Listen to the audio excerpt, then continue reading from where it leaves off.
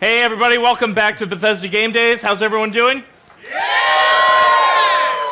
As many of you know, this week we are celebrating an important milestone in Bethesda history. It is the 25th anniversary of The Elder Scrolls, and we have some of the guys that have been working on the game for a very long time. We're going to go ahead and let them start introducing themselves. Hi, I'm Emil Pagliarulo. I'm the design director at Bethesda Game Studios, Rockville. And how long have you been at Bethesda? I've been at Bethesda 16 years now. Wow, Yeah. great. I am... You again. Yeah, me again. I am Todd Howard. I am the game director and executive producer at Bethesda Game Studios. And this is also my 25th anniversary, like The Elder Scrolls. Cool, awesome. I'm Pete Hines. I'm the Senior Vice President of Global Marketing and Communications for Bethesda. I'm a couple months short of 20 years. Cool. I'm Matt Grandstaff. I'm the Assistant Director for Community at Bethesda. I've been at the company, it'll be 12 years in, I think, 2 weeks. Woo! Yay! I'm Matt Firor. I'm very old. My first game was in 1988. Hashtag been around a while. Yeah. So I've been at Bethesda, though. I started in 2007 to set up ZeniMax Online Studios, which ended up doing The Elder Scrolls Online. And I'm Rich Lambert, and I'm the creative director on ESO, and I have been a part of the Bethesda family for 14 years now.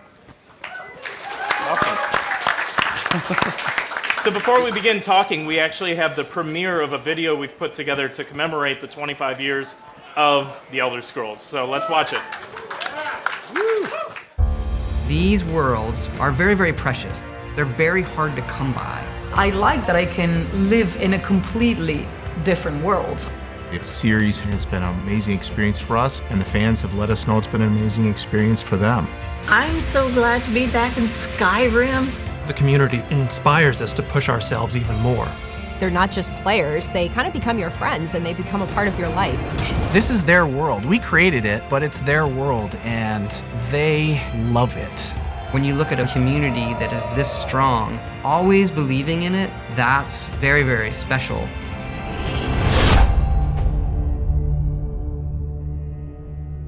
I was looking at some pictures the other day and just seeing how young we all looked, like we were just kids back then.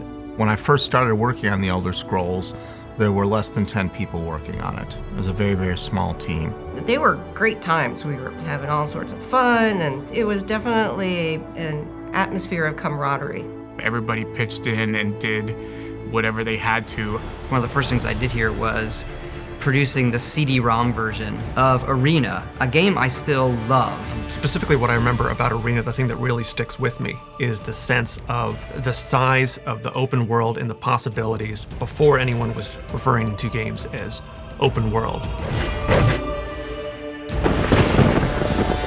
I remember walking into the city of Daggerfall and just thinking, how is this so big? I could just walk for days. I put a lot of time into Daggerfall, actually. More than I care to admit.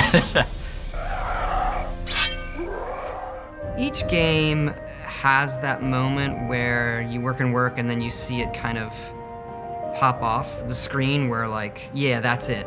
That's the magic.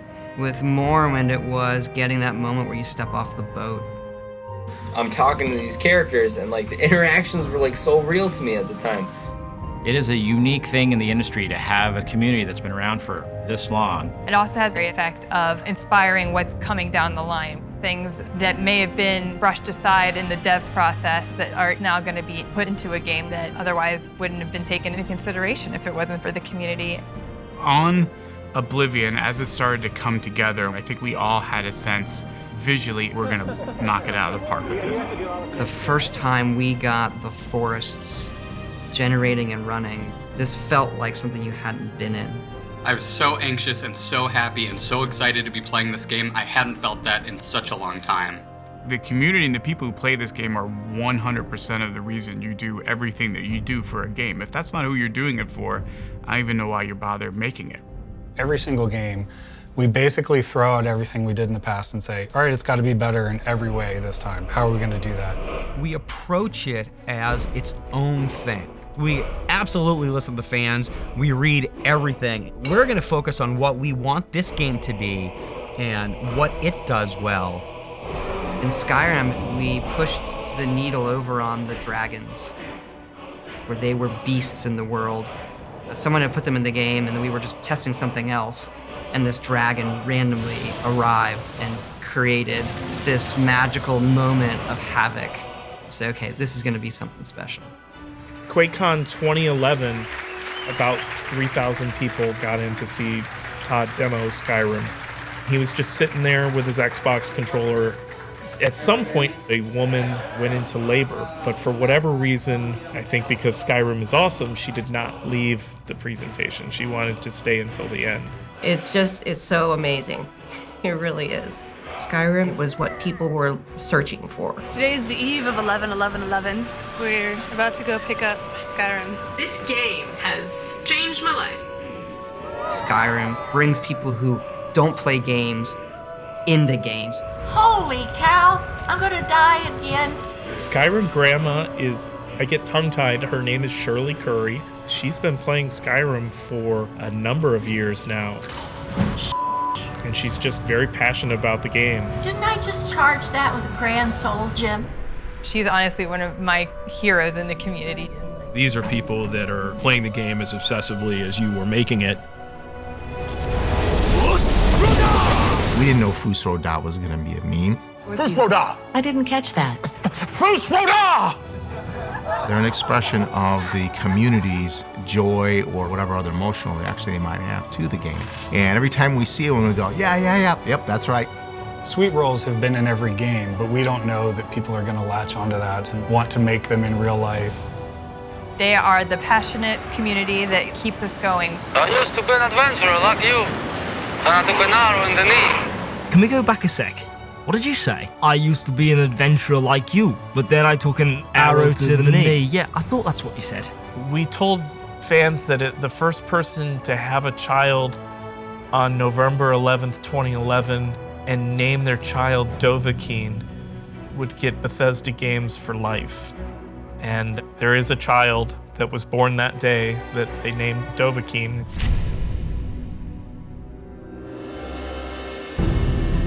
Seeing the first people step into the world and seeing everybody swarming around NPCs in major towns, it was a really incredible feeling. We were doing something a little different. This is no longer my Elder Scrolls, it's our Elder Scrolls. There's this vast library of stories and characters and places and things.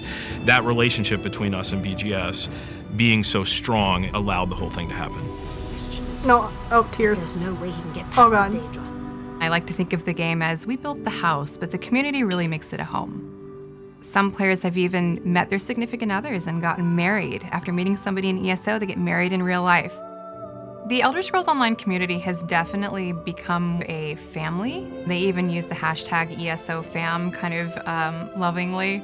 Casual Ranger runs a guild that really is into helping new players. He would go to players who were kind of by themselves and say, hey, come sit with me, come sit with us.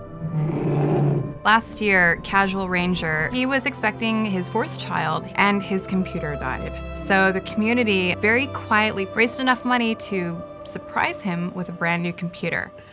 You guys seriously have blown me away with your generosity. I've had people message me on the side sometimes just with, want you to know that your game kind of saved my life. Knowing that we've had an impact on somebody's life like that, it really means a lot. We get letters from people that are like, you know, it got me through a tough time in my life. I was able to play with my dad or whatever. Like, it can mean surprisingly quite a bit to people.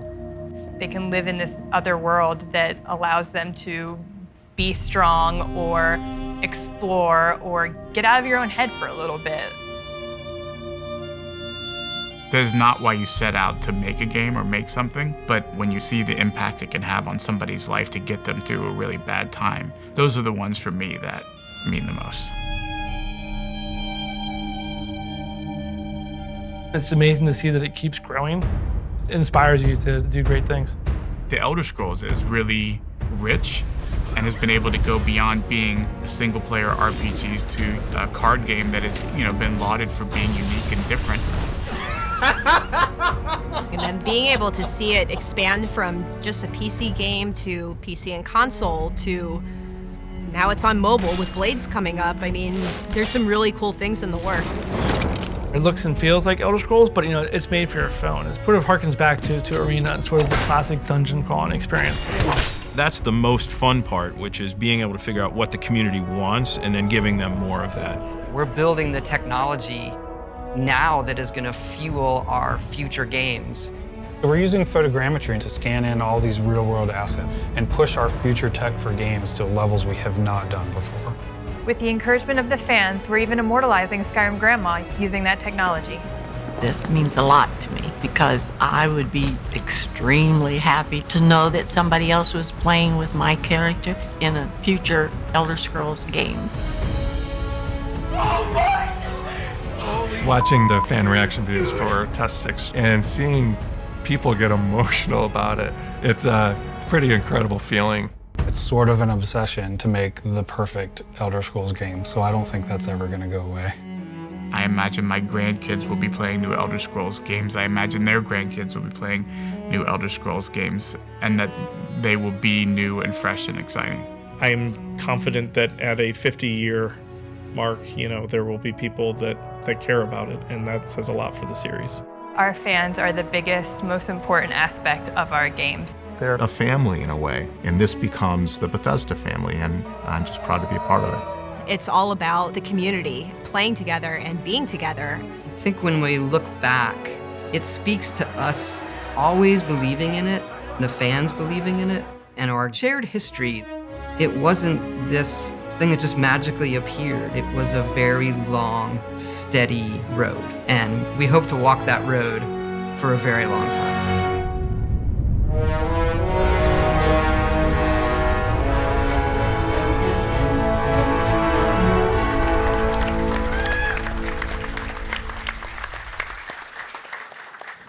Thanks for watching that. Seeing that video right now, what are some of the immediate emotions you have having seen, I think, the final version for the first time? Somehow I aged a shitload and Todd didn't at all. Because I drink your blood at night. Yeah, that's the only takeaway that I had. I mean, How about you guys? That was the first time I've ever seen it, so doing the filming was very interesting. But seeing it in its final form is unbelievable. To have that much history kind of in one place with all of the same kind of people. I feel weirdly choked up watching that. It's weird. Absolutely. Yeah, very cool. Yeah, and for those of us that weren't here for the whole ride, we played those games even though we weren't at Bethesda when they came out. It was just super nostalgic to see that. So with that nostalgia, I mean, is there any way personally you've been celebrating the anniversary, reflecting on it? Well, I think here and seeing it, it was actually, I could see the crowd, so it's everybody else's faces, when Daggerfall comes up and Morrowind comes up. I think for me, going back over it, I think about the teams. So like Morrowind, I think about that team and that period of my life, and Oblivion, and then Skyrim, and so I think about all the people, and you see some faces in that video, but there are now hundreds of people that have spent so much time in it. And I know the players have, but I was watching it thinking, and it sound like a little sad, but I don't mean it the way it's going to sound, which is like, I have spent more time on the Elder Scrolls than anything in my life. That's a good thing. Than my family, like anything. But it's been very, very rewarding, I think, for all of us. Yeah, and when you talk about family, I mean, I've looked at social media. Emil, I know your kids have been playing Oblivion or Skyrim, and Pete, your kids. Mm-hmm. Is that what kind of makes you nostalgic about it now, is looking back and not only moving forward with the games, but also being able to see, the impact it has on other generations? Yeah, like my son got a Switch for Christmas, and he's been playing Skyrim constantly, taking it with him, and he's never really played it before. And now to see, it was just very bizarre and very cool to have that experience now, watching him play it and going through, and I haven't played it in a while, and watching him experience that has been really amazing. Yeah, I mean, part of our effort to make sure it transcends generations is to as much as we can release Skyrim over and over again. It just ensures that for anybody born in any given year that there is a new Skyrim release in that year. That helps. But yeah, like releasing Skyrim, Thanks, since it's on Alexa, sorry. They announced an Alexa toilet at CES, and someone sent me a message, well, now Skyrim's on a toilet. No shit. Because anything they put Alexa on, Skyrim is now on. Sorry, go ahead. There you go. No, so, yeah, I mean, you're right, because, my kids, my first one was a year and a half old when Morrowind came out, and so now that they're a lot older and they've gone back and had a chance to play a Skyrim or play Oblivion and come running and ask me questions. How do I finish this quest? And I'm like, Jesus Christ, that was 15 years ago. I have no idea. There's a strategy guide over on the shelf that I worked on. Go pull that off and read that. Yeah. So near the end of that video, we got the teensiest bit of information of what's to come. Can you talk about what we saw? In regards to Elder Scrolls 6? Yes. I know that's everyone's question. So that's just a little sneak at the technology that we've been building. People are going to see it first, actually, in Starfield. And so that tech will have the second version of it in TES 6. And before everyone asks, please be patient. It's going to be a long time. It's not something we're going to be talking about at E3, either of those games this year. And so patience, please. But, given the anniversary, we did want to give everybody a taste. And that petition for Skyrim Grandma, we did hear, and we're able to capture her, and she will be immortalized in the game. That's really awesome. So for you, Todd, you've been on Elder Scrolls for about 25 years, but not from the very beginning. How did you guys all get introduced to the Elder Scrolls? Arena had come out right when I started. So Arena came out, and then I started, and the first project I had was the CD-ROM version. But playing Arena when I was trying to apply and get into Bethesda was like, yeah, this is it. Having this huge world where it was stepping out and saying, I could do anything. Who do I want to be in this world? What would I do? And all of that. That kind of expansive canvas of possibility is what really has drawn me and others to the franchise. Any of you guys play Arena right when it came out? Or? I was when I went into the other room over there and I saw Arena, I played it and I realized it's been the first time I played Arena in 25 years. And I used to play it in college with my roommate. We used to huddle around my computer and play it together.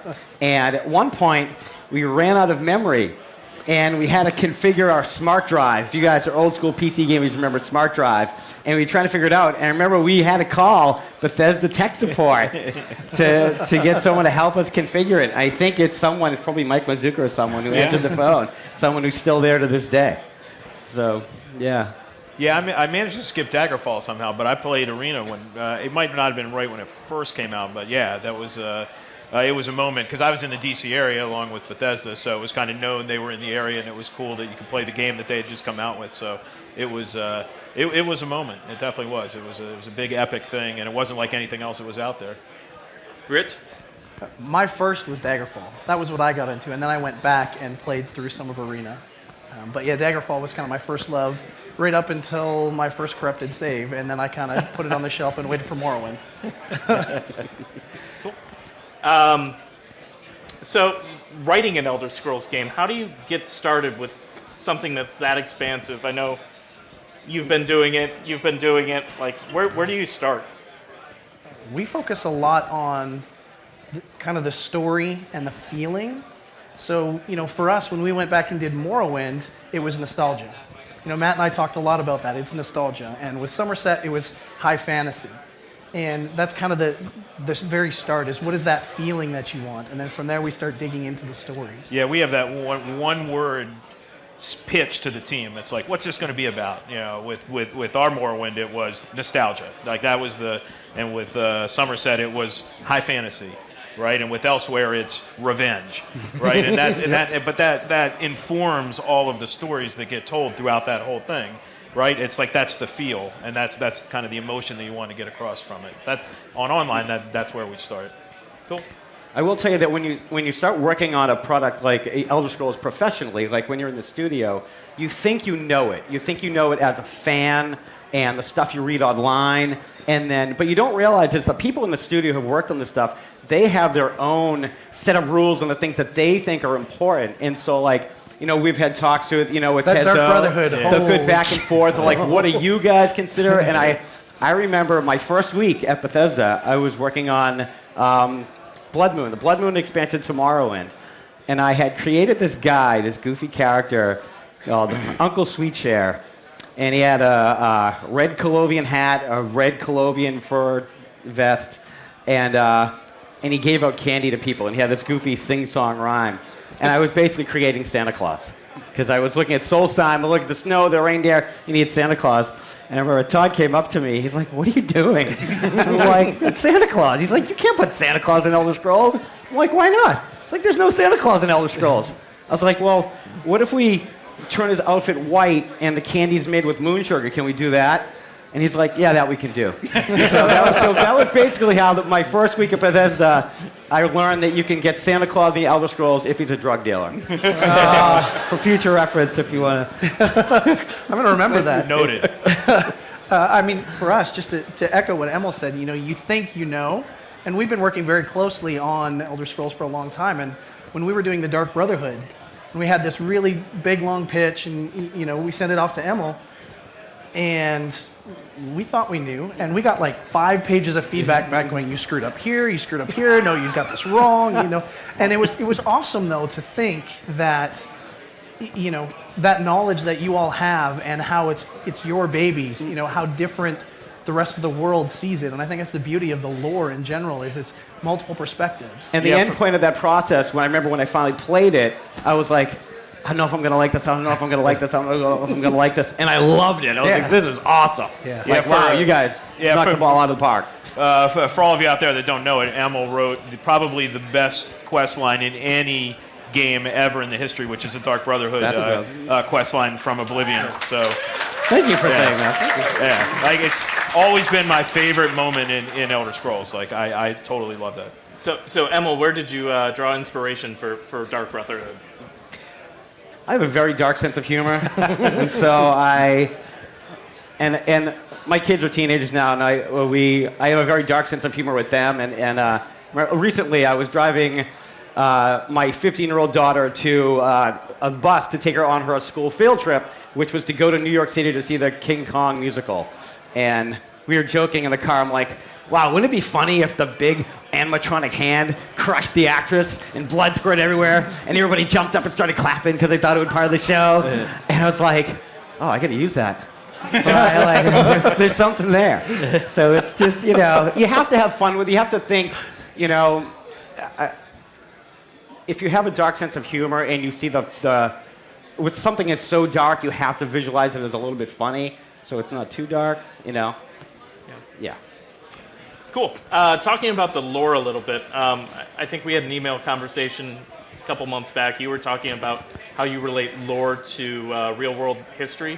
Can you talk about how you look at the lore with the Elder Scrolls?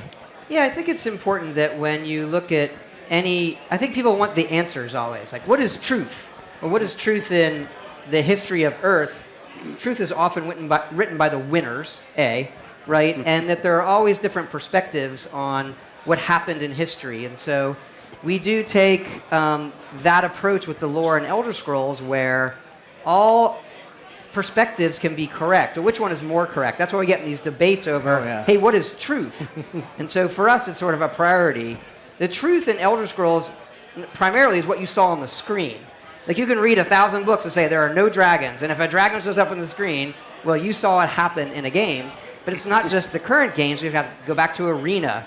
And then what was on the screen in Arena? What was on the screen in Daggerfall? What was in the manual? There's things where, in the manual of Arena, I think that's where they mentioned Sithis in the Dark Brotherhood. So that, for us, kind of trumps, these other references to what the Dark Brotherhood worships. And it is hard to keep track of all of that, but that's what gives it that kind of realistic, for what it is, flavor. And that's really, for us, what it is, which is like, for the moment you're in the game, make it feel real. Don't cross that line don't have Santa in a red jacket. Little things like that make it like, okay, this is very believable for what I'm doing. Cool. What are those debates like when you are talking about the lore? Oh boy. They're odd. Like, we were talking about it recently, this great debate during Morrowind over how high werewolves could jump. And, a great shouting debate for an hour. And then you leave the office and you're still like, we were at a restaurant or something, and I'm just like, I cannot believe this person cannot understand why werewolves can only jump this high. And like, I'm very serious. And the waitress is like, are you ready to order? Like, why are you talking about werewolves? And so everybody who works on it is extremely, extremely passionate about, all parts of it. Cool. Pete, you're approaching 20 years with the company. You've seen the Elder Scrolls grow from a single-player franchise to now branching out to other games, and you've been working on all of those. What has that been like?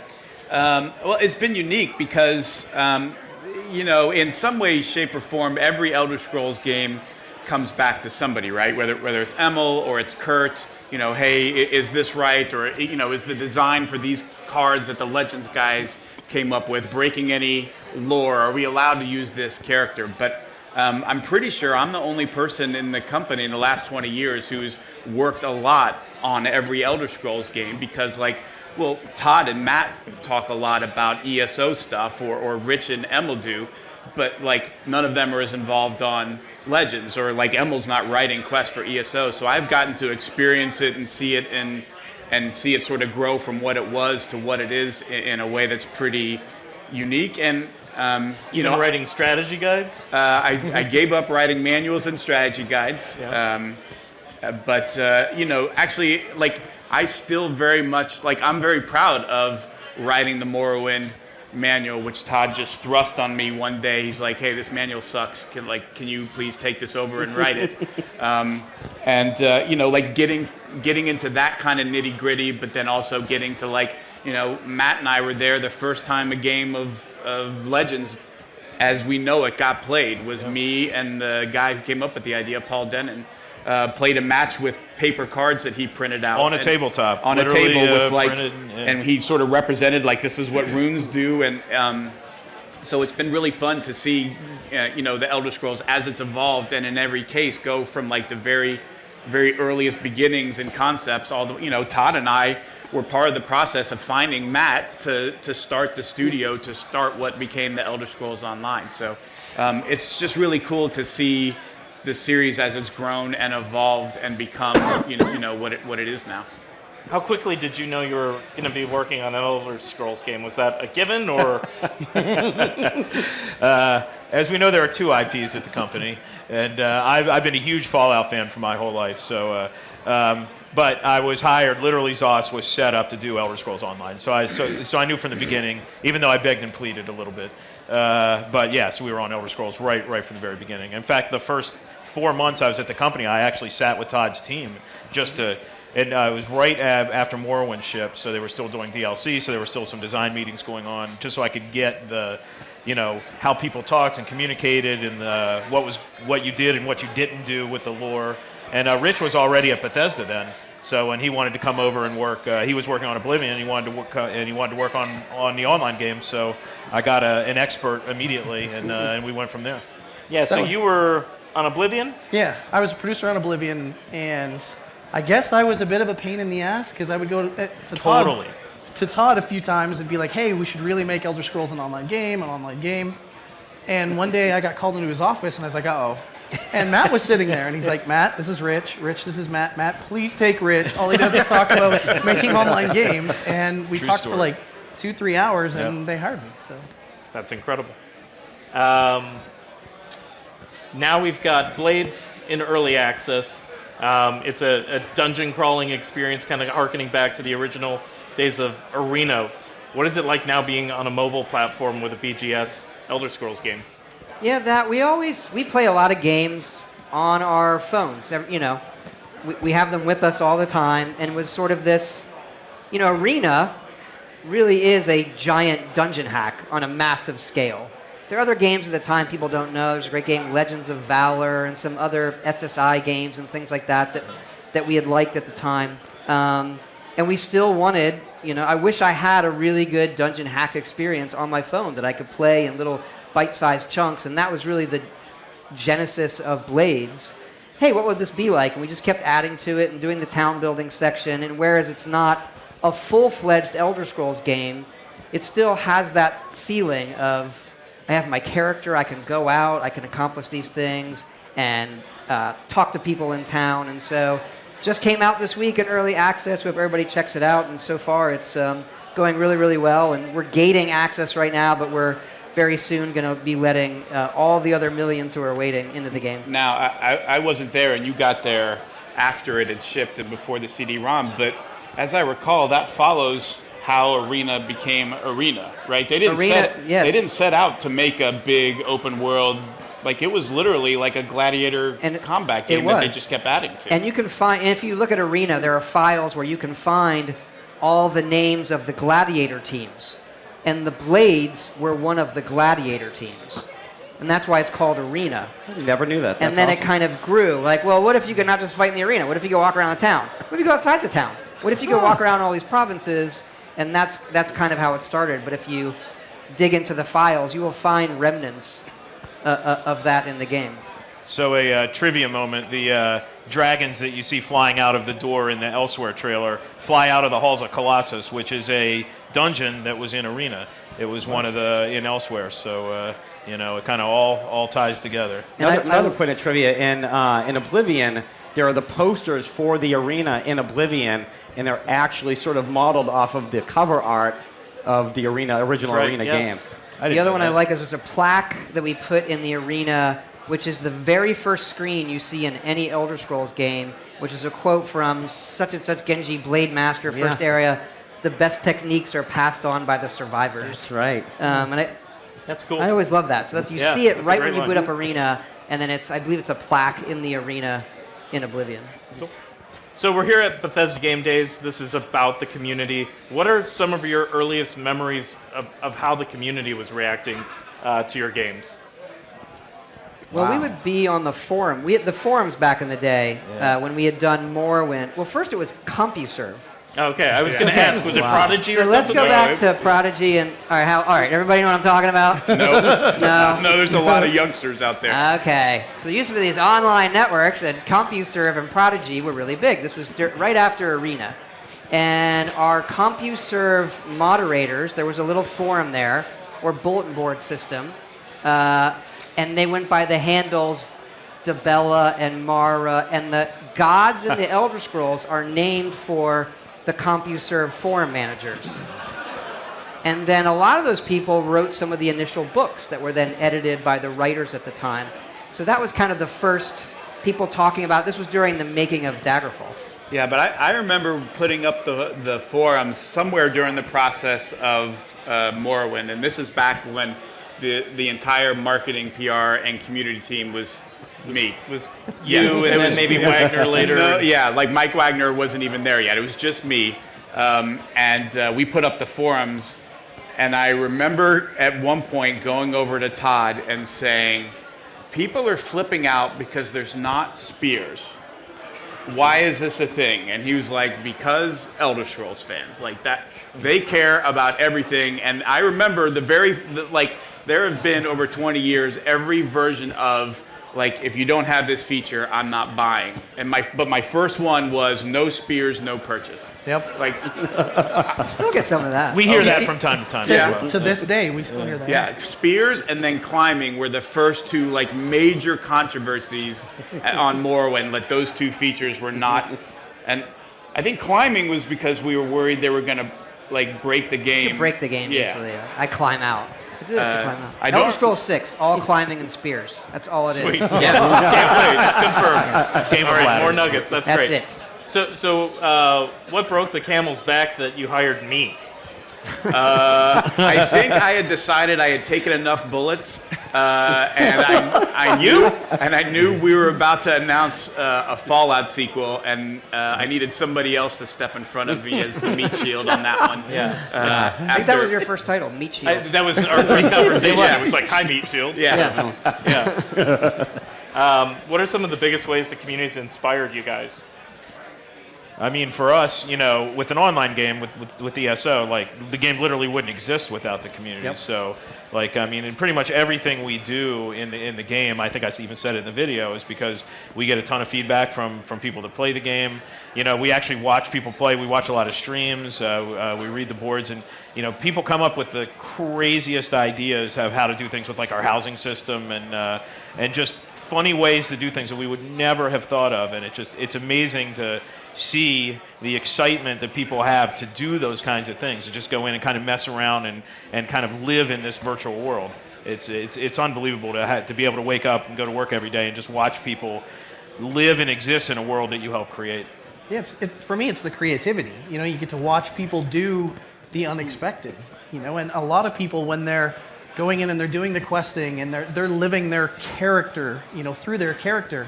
And the things that they pick up on are sometimes not even things we intend to put in the game. It's just their interpretation of the story and the lore that we have, and it's unbelievable. For me, it's the cosplay stuff. It's whenever I see someone who just like really knocks it out of the park with like, you know, Cicero the Jester or whatever, or you know, any major Sheogorath, perfect example, like.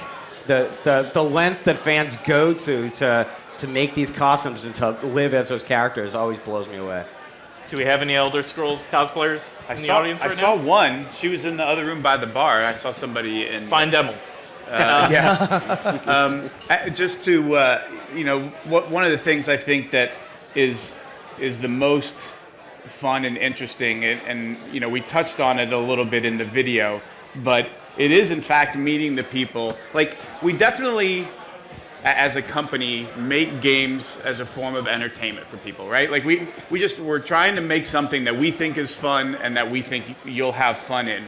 But when you come across the folks who say, like, it wasn't just fun, but, like, it never occurred to me until I was here for some amount of time, and I think it was after Oblivion, where, you know, I started meeting folks at events and they would say, like, you know, my father passed away, and the way that I dealt with it and the way that like this was there for me when I just, you know, I couldn't take another minute of being sad or depressed, and I needed some joy in my life, or whatever it is. You know, I remember being on a press tour for Morrowind on September 11th. I literally just landed in Chicago to demo Morrowind to folks when all of that happened.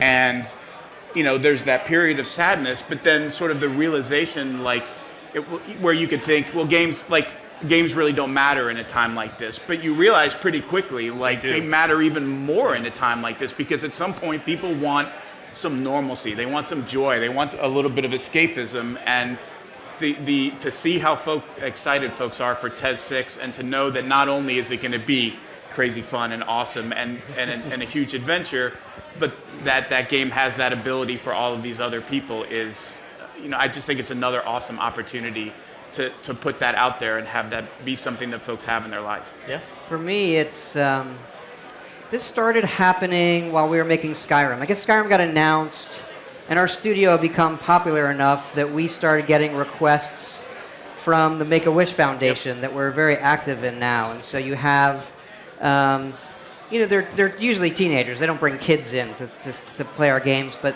these are kids that could wish for anything. And we're right outside of Washington, D.C., and so that chapter handles, you know, visits with the president, the time it was Obama, and or they want to meet superheroes or whatever. And I remember someone who came in the first time, and the wish was, I want to see Skyrim. Yep. And it was the first person outside the studio to play Skyrim, and that kind of, you realize how you're touching somebody, and it's partly the kid coming in who gets to kind of escape everything else they're dealing with for that time and be in the studio and see how we do it, but they always come in with their family. And the family sort of views it, you can always tell, initially as, well, this is my child's diversion. This is something they goof off in, somewhat. I'm kind of generalizing.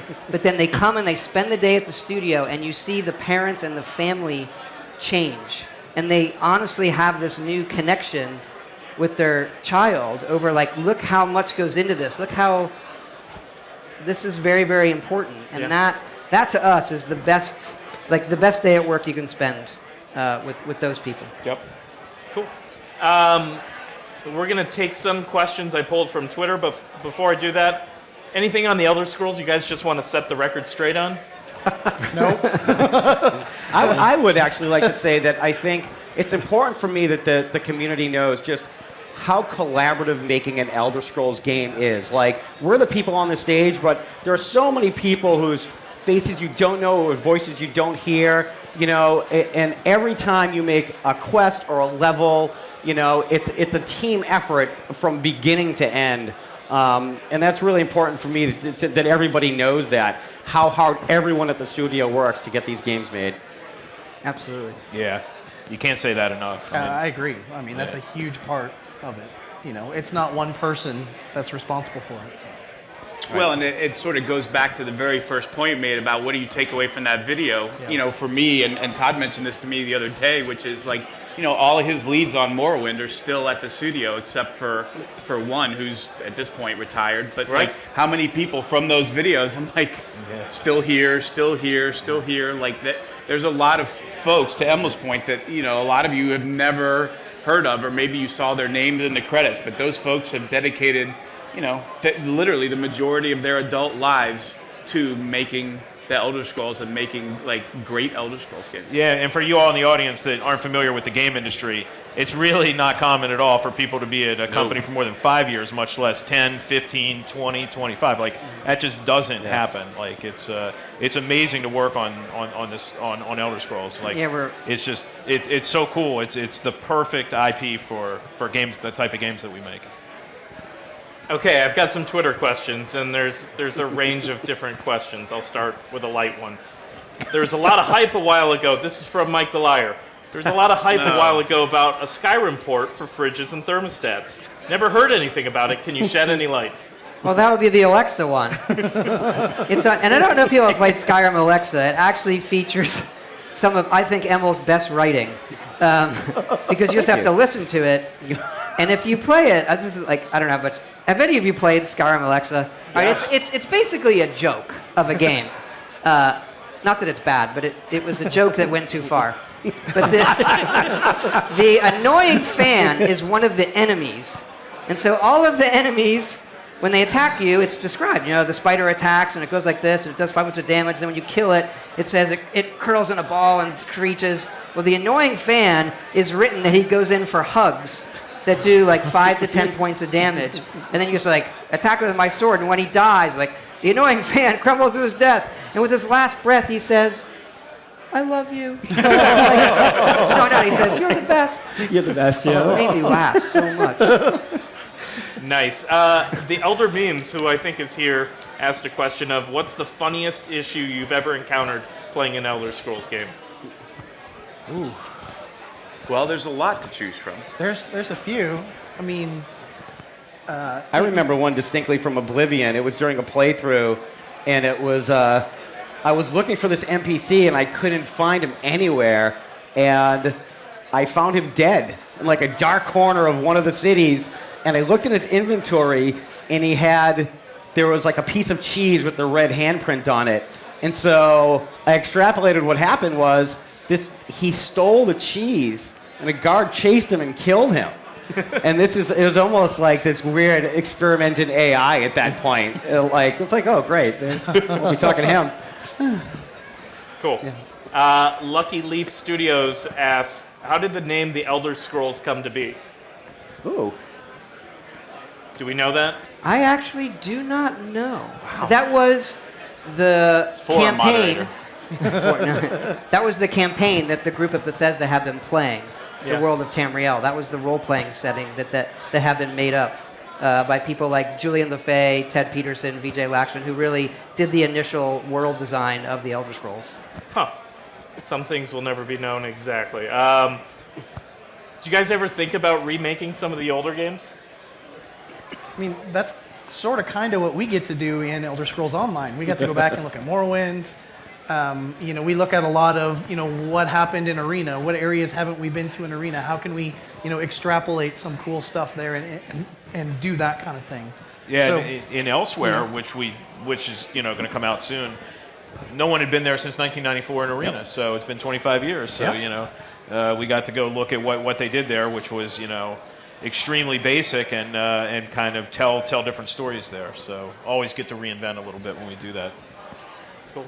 And I know we remade Skyrim, but you're generally forging forward. We do. Everybody asks for remasters, and I'm always of two different minds there, where I want them to be able to play it again. I don't like that video games, because of technology, you can't touch them. So now that Microsoft and Sony and other people, even on your PC, Morrowind is out for free this week, that you can experience it, but there is some age there. So I think the age is part of the charm. But on the other hand, you realize, people would love a remaster of whatever game if it was really, really modernized. So but you for got the 50th anniversary, maybe. Yeah, sure. Yeah. Cool. Like there are things you forget, like in Oblivion, you can't sprint. To Yes. sprint, you have to put your weapon away. So there are weird things. You're like, oh, these games, there are certain things you get used to that those older games don't have. That There had to have might be been a tough good to- argument over that in a design session somewhere. Yeah. You can't sprint with a sword in your hand. Or you forget, Right. or you forget what it's like to talk to somebody in Morrowind who knows a lot of stuff. Like, when's the last time you loaded up Morrowind and went into dialogue with somebody and just start scrolling through the topics? right. Oh my God! There's 45 things I can click on. And, Yeah, you have to get your notepad out and take notes Yeah. of where your quest is supposed to go. And So the last question, it's from Fox Lariat. Will the Dwemer ever return? Well, you can't say never, but the whole disappearance of the dwarves, I know exactly what happened, but we don't Wait, want to. you do? I do. you should tell me. I was gonna say We're I've asked really you this question. curious. And you But refused to answer it. it's all interpretations. So I view this. Everyone says, "Will you go to Akavir? Will you do this? Will the dwarves return?" And the great thing about mysteries are they're mysteries, so they're good to keep them that way. No, I like to know. No, We're gonna step over the there way and to have ruin a chat. great mystery is reveal the mystery. So there's the next lore conflict. So that's the last question. Thank you guys all for joining this panel. Thank you all the fans for supporting the game for a quarter century of awesomeness. Yeah. And Wow. thank you. Thank you.